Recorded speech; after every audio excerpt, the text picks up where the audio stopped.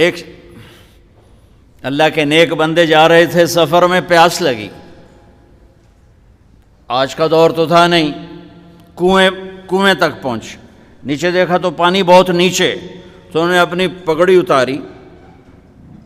اور جوتے کو اس کے ساتھ باندھا اور نیچے لٹکایا،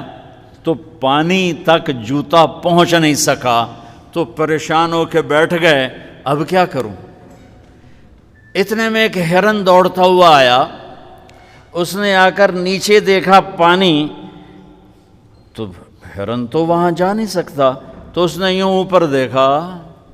اے پانی والے بے زبان ہوں پانی پلا،